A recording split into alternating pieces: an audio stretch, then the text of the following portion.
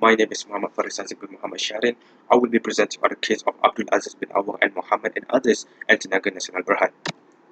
The summary of the case is that the plaintiff filed a lawsuit towards the defendant. The defendant failed to conform with his task and there was a breach of duty of care on the side of the defendant. So the defendant is the operator and also the owner of the SABD. SABD stands for Sultan Abu Bakar Dam. So the function of Sultan Abu Bakar Dam is to actually transfer the water to the GOR station, which later then will operate the turbine and provide electricity to the people. And SABD is also the main feature of the Cameron Islands hydroelectric scheme. But however, on the 23rd October 2013, 3 releases of water were done by the defendant employees. The three releases of water were done in 3 separate occasions and were done in 3 separate times. So therefore, the water that has been released by the defendant has caused a massive flood and has caused disruption to the plaintiff property and also have taken the life of 4 people. So therefore, the plaintiff is seeking for damages. So the legal issue that are involved in this case and that has been underlined by the judge is first is whether the defendant's action in conducting the 3 releases of water from the SABD was the correct decision that could not be avoided. Second, whether there was any negligence on the part of the defendant in handling the releases of water from the SABD. Third, whether the defendant had taken all the necessary measures and steps to maintain the SABD and Cameron Islands hydroelectric scheme to ensure the safety of the people, the dam and properties, particularly at Bertam Valley. Lastly, whether the principle of Williams versus Fletcher and res ipsa locator were actually applicable in this case. So the arguments that has been argued by the plaintiff counsel were, first, the plaintiff counsel argued that the defendant is liable because he failed to conform with his task and there was a breach of duty of care. And second, there was a negligent part in executing the releasing water, which is that the defendant failed to install the water inflow measurement. So the water inflow measurement helps or assists the defendant to know when to actually release the water, and also it helps in measuring the inflow of water. Third is defendant failed to closely monitor the water level at SABD, and that the defendant failed to take any immediate and instant act to prevent the flood from occurring and to release water from the GOR station. And sediments is also one of the paramount factors that contributed to the water level. So the defendant, however, failed to clean up the sediments. So therefore, the water level failed to be controlled by the defendant. And lastly, the Bertam intake screen is one of the most important and essential instrument that should have been installed by the defendant. Okay, the Bertam intake screen helps or assists the defendant to filter rubbish and other waste. This is also to ensure that the level of water are maintained and also to ensure that the turbine will not be disrupted. The defendant, however, argued that the defendant has taken all the necessary precautionary steps to avert spillway gate from actually opening automatically, which will also lead to flood to the Bertam Valley. So the spillway gate will actually open automatically when it reaches the water level of 3,513 feet. Second, the defendant has also conformed with all the necessary measures of releasing water, and that the defendant shifted the blame to the act of deforestation, intensive agricultural activities, and disposal of rubbish upstream, which the defendant said that they are the one that contributed to the increase of water level. Next is the decision of the court. So the plaintiff has proved its case against the defendant on the balance of probabilities.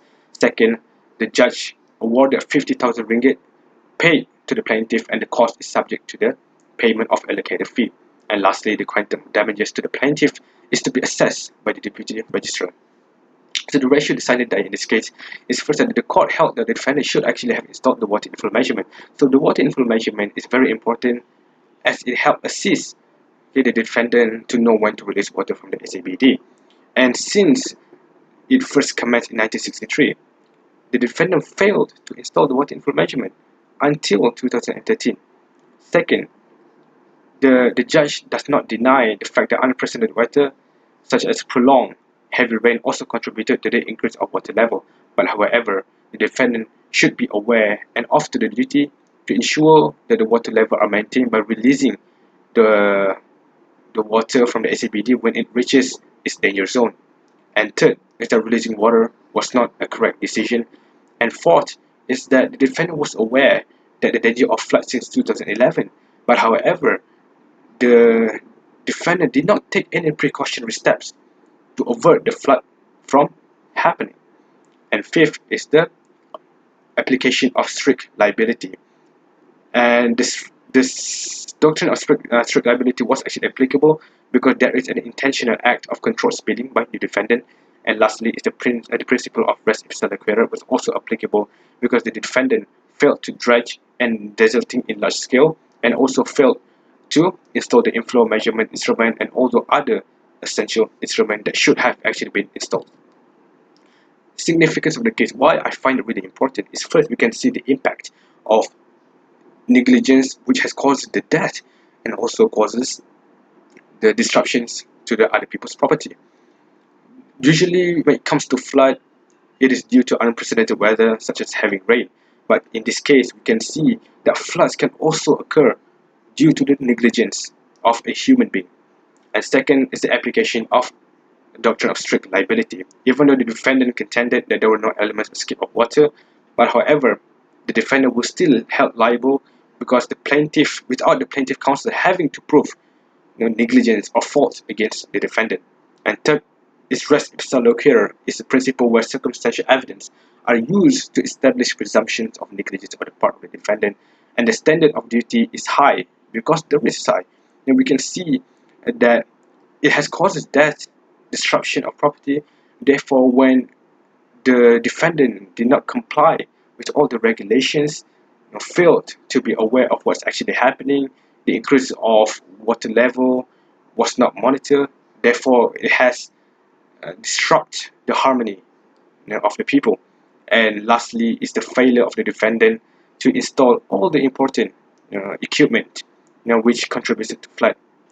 The bird intake screen should have been installed, water inflow measurement should also be installed. Floods would not have occurred if all the important equipment have actually been used by the defendant. So next is the comparison with other cases.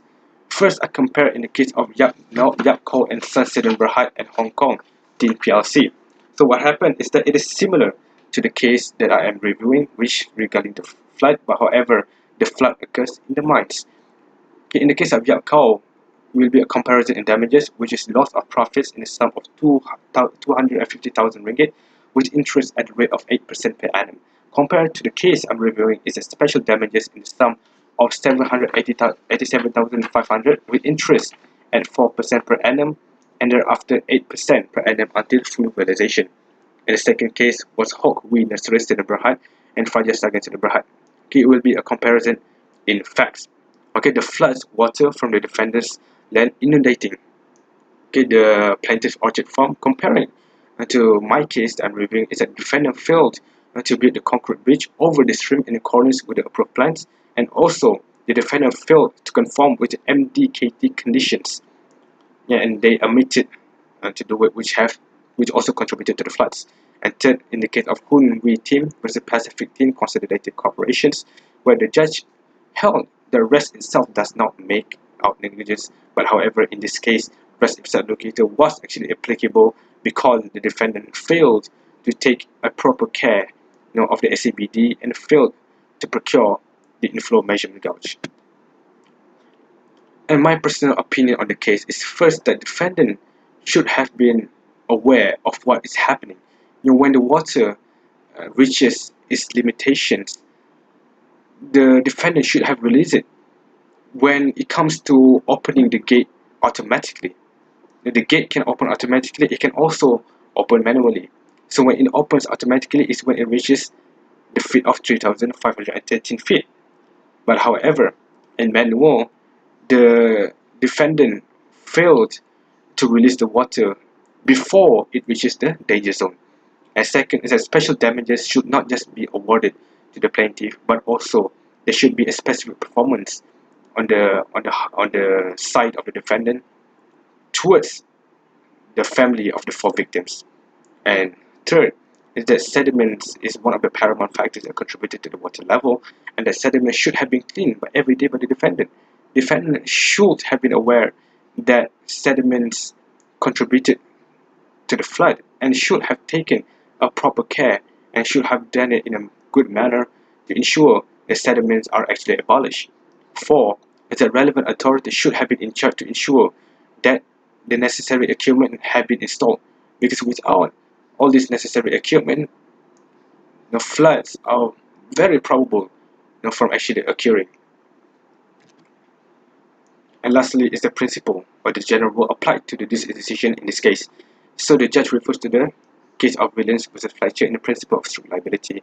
The rule of the law is that the person who for his own purpose brings on his land and collects and keeps there anything likely to do mischief, if it escapes, must keep it in at his peril, and if it does not do so, is a prima facie answerable for all the damages, which is the natural consequence